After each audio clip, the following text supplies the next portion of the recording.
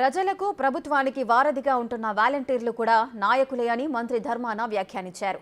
శ్రీకాకుళం జిల్లా గార మండలం లింగాల వలసలో రాజీనామా చేసిన వాలంటీర్లతో ధర్మాన సమావేశం ఏర్పాటు చేశారు.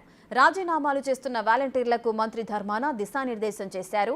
రాజీనామా చేసిన వాలంటీర్లు స్థానికంగా సమావేశాలు నిర్వహించి ప్రజలు వైసీపీకి ఓటు వేసేలా చైతన్యం చేయాలన్నారు.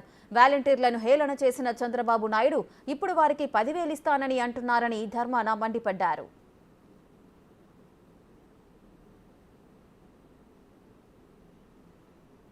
అయితే వైసీపీ ప్రభుత్వం వాలంటీర్లను ఒక ప్రణాళిక ప్రకారమే రాజీనామాలు చేయిస్తుందని ప్రతిపక్షాలు ఆరోపిస్తున్నాయి. ఈ క్రమంలో మంత్రి ధర్మాన చేస్తున్న వ్యాఖ్యలు వాటికి అర్థం పడుతున్నాయి. అలానే ధర్మాన ఏర్పాటు చేసిన సమావేశంలో పాల్గొన్న వాలంటీర్లలో పలువురు రాజీనామాలను అధికారులు ఇంకా అంగీకరించలేదని కూటమి నేతలు చెబుతున్నారు. వారు మీటింగుల్లో పాల్గొనడం ఎన్నికల నిబంధనలకు ఉల్లంఘించడమేనని తీవ్రంగా మండిపడుతున్నారు.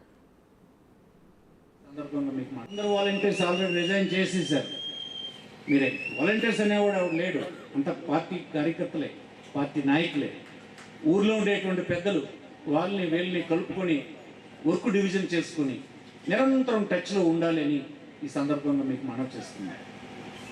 ఆ పని మండల లెవెల్ లీడర్స్ అందరూ చేయాలి. మీరు గ్రామానికి చెందిన లీడర్స్ వెంటనే సమావేశాలు పెట్టుకోవాలి. మీ సమావేశం మీరు పెట్టాలి.